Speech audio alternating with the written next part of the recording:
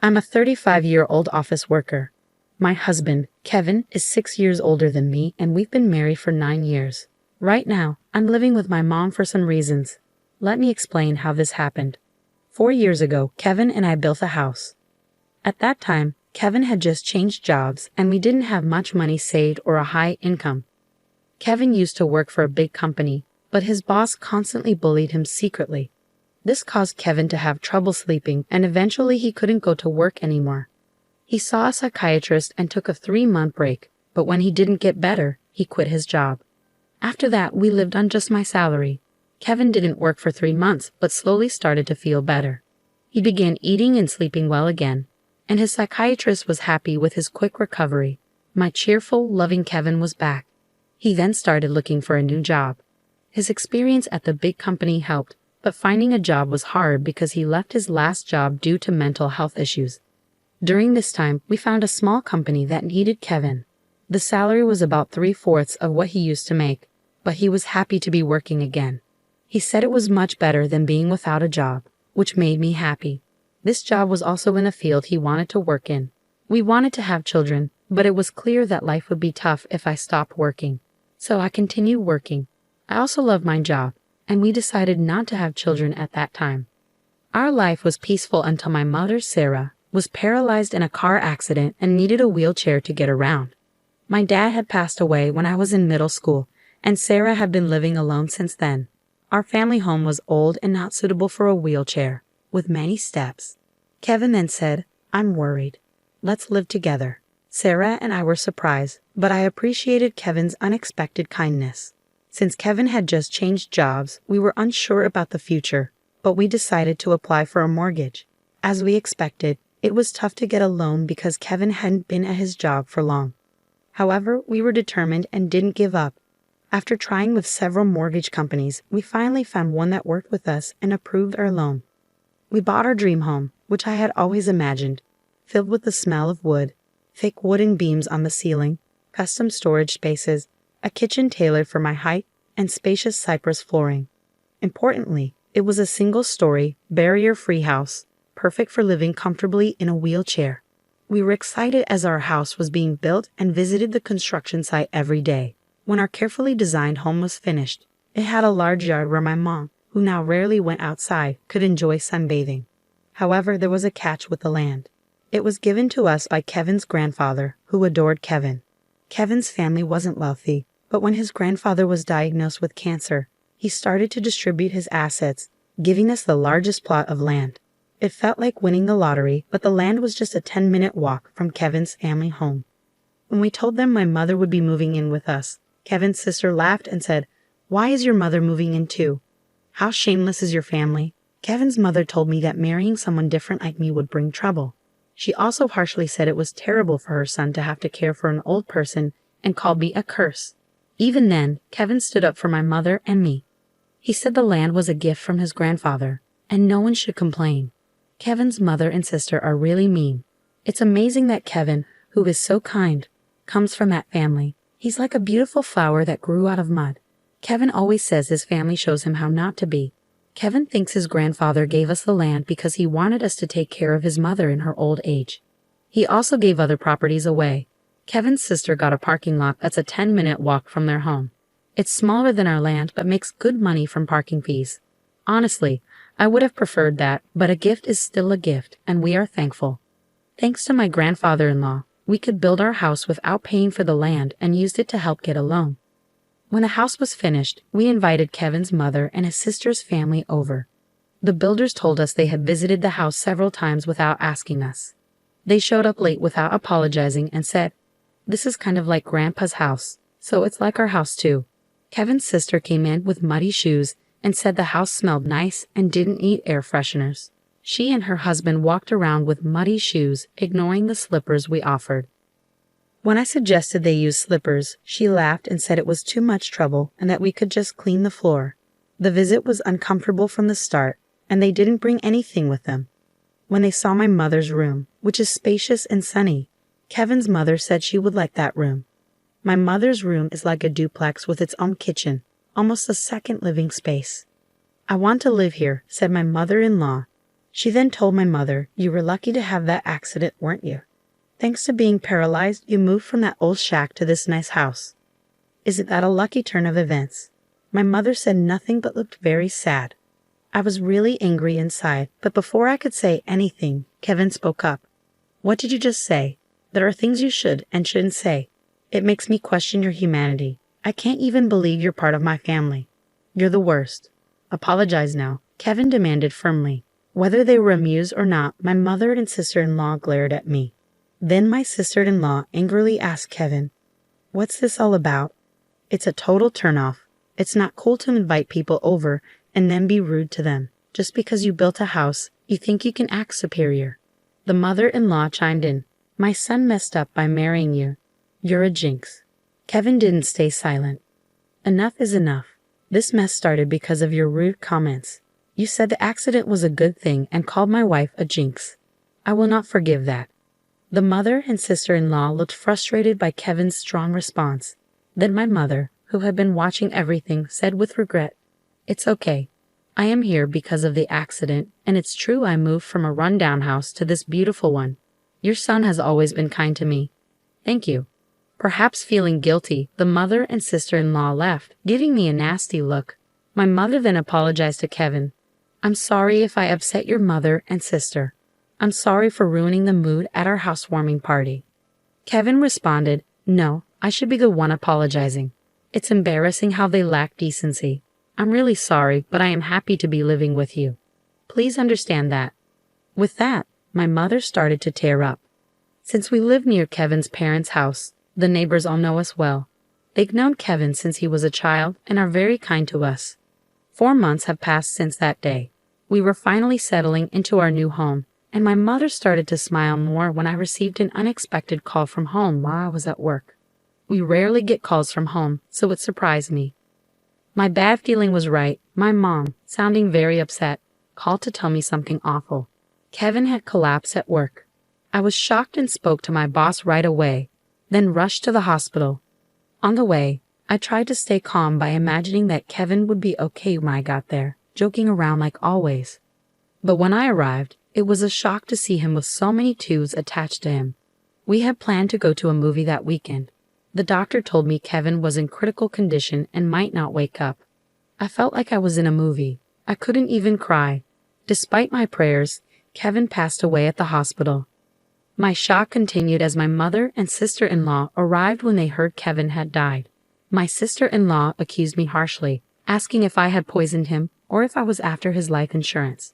My mother-in-law also blamed me, saying bad things always happen around me and calling me a jinx. I was too sad to respond. Then my own mother arrived in a care driver's taxi, crying over Kevin's death, which finally made me cry too.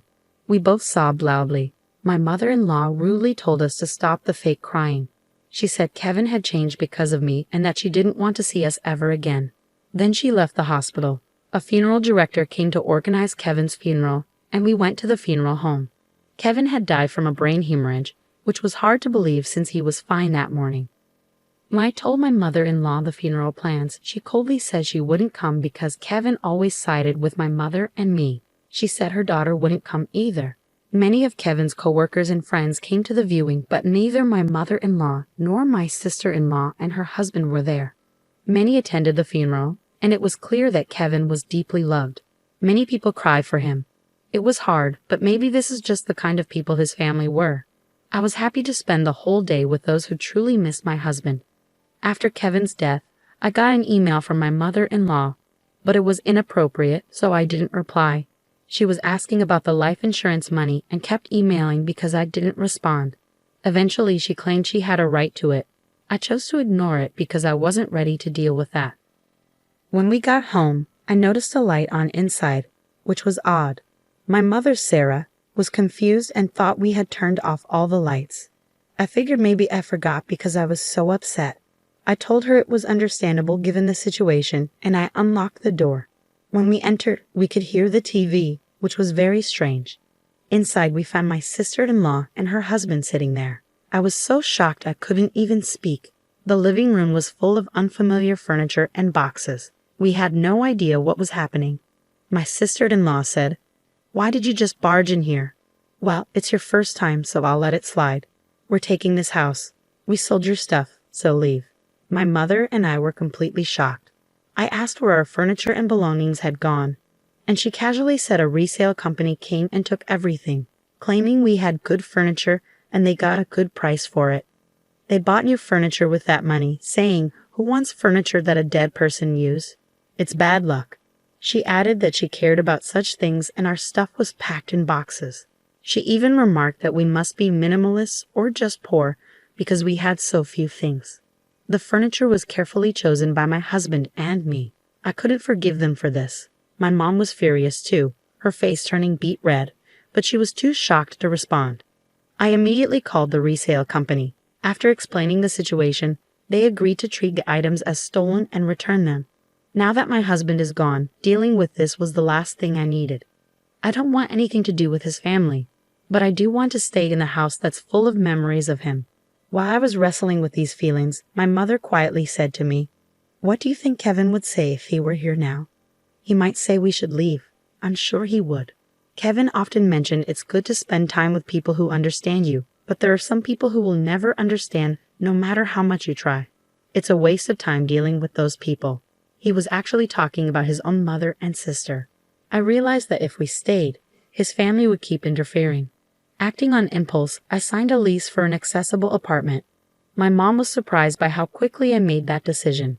I asked the resale company to hold on to the furniture for a few days, and it was moved to our new apartment 3 days later. In exchange for moving out, I made my mother-in-law and sister-in-law promise to cut ties with us. So a new life began for just my mother and me in the apartment. It turns out Kevin had many life insurance policies, almost obsessively so. He used to joke always with a smile, "When I die, you guys will be rich." True to his word, he left enough money for my mother and me to be comfortable for the rest of our lives. Since he couldn't secure a mortgage when we bought the house, I, being employed at a major corporation, bought the house in my name. I made sure that even if something happened to Kevin first, I wasn't going to keep paying a mortgage for a house I wouldn't live in. According to our agreement, the house would be auctioned off if the mortgage wasn't paid for 4 months. Time flew by, and 4 months passed quickly. Then I started receiving a lot of calls from my sister-in-law, Emily, and my mother-in-law, Maria. My call history was filled with their names, and it was getting scary, like something out of a horror movie. They were incredibly persistent. So I finally answered the phone. They were furious because the house was being sold. Apparently, when they tried to return, they found out they couldn't get in because of a seizure notice. Emily and her husband had moved out of their apartment since Kevin passed away, and Emily had also quit her job. I suggested they move back into their parents' house since they were panicking about suddenly being homeless. Surprisingly, Maria had gotten so caught up in gambling that she couldn't keep up and had sold her own house. It turns out they had been living together for the past 5 months. I also heard that they sold their main source of income, a parking lot in front of the train station, a long time ago. Now, Maria and Emily's family are completely homeless. When Maria said, "I'm sorry for everything. Let's get along. Can you lend me some money, please?" I replied, "I think it's best if you stay away since I'm a jinx. We're strangers now that we've severed ties." Maria was quiet after mumbling weakly. In my mind, I was thinking, who's the real bad luck charm here? Then when I said I wouldn't lend them a single cent, Emily, who had been listening next to Maria, shouted, "You devil. Bring us the money right now." I replied, "I am a devil and bad luck, so I'm going to hang up now," and ended the call. In reality, I involved a lawyer for the past 5 months to push for the auction of the house. I thought it was an unusual case, but apparently it's not that uncommon. The house was sold without any major issues, giving our family a moment of peace. We plan to find a new home with the money Kevin left us. Since it's just my mother and me, we don't need a big house. We'd rather prioritize security as 2 women living together. So I chose a condominium with minimal noise disturbance. I remember something my husband always said when we built our home. People can get energy from the sun, so let's create a place where your mother can enjoy her hobby of reading in the garden without feeling self-conscious. With those words, he had made a spacious courtyard for her. So I looked for a condo with a large balcony where she could enjoy her coffee and read. It's smaller than our previous home, but the room is spacious enough to house the furniture my husband probably chose. The piece of land that was gifted to us by Kevin's grandfather was expansive, and the house sold for more than expected. With that money, we're moving forward. I recently bought a luxurious condominium with exceptional security features, a choice I'm sure would have comforted my always cautious husband, Kevin. The peace of mind that comes from living in such a secure place is invaluable, especially after the tumultuous experiences with my in-laws. Life has taken a dramatic turn since Kevin passed away. Amidst my grief, I've been dealing with the fallout from his family's actions, which frankly has been draining. Following the auction of the house, Kevin's mother, Maria, and his sister found themselves without a place to live. Despite their desperate attempts, including trying to borrow money from neighbors, they couldn't secure any financial assistance and ended up in public housing. Living in public housing, they continued their old habits, causing disturbances that have started to concern the community. For instance, they recently had a barbecue on their small balcony, an act that left many locals in disbelief given the limited space and safety concerns. Such thoughtlessness seems typical of them and reflects the disregard they've always shown for others' comfort. Moreover, their financial difficulties appear to have led to frequent loud arguments that disrupt the nightly peace, an auditory testament to their ongoing strife. My sister-in-law's husband has since left, leaving just her and Maria to fend for themselves.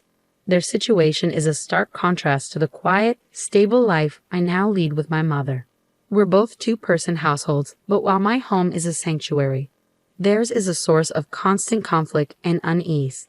It's become so disruptive that neighbors are banding together, hoping to evict them to restore some semblance of peace.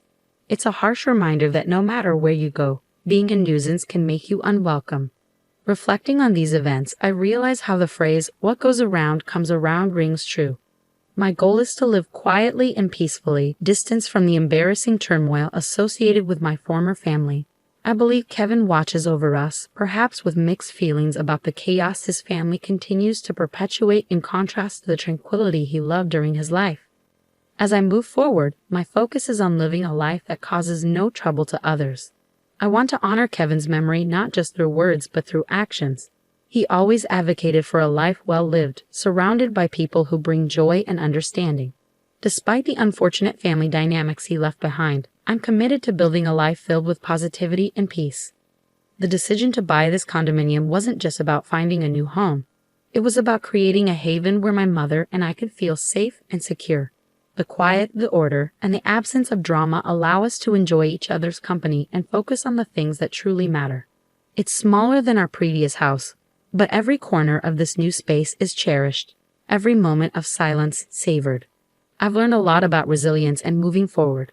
The memories of Kevin, filled with love and laughter, inspire me every day.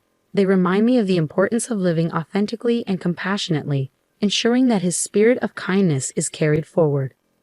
Living well is perhaps the best tribute I can offer to a man who gave so much and asked for so little in return. In this new chapter, amidst the serenity of our chosen sanctuary, I am determined to live not just for myself, but in a way that would make Kevin proud.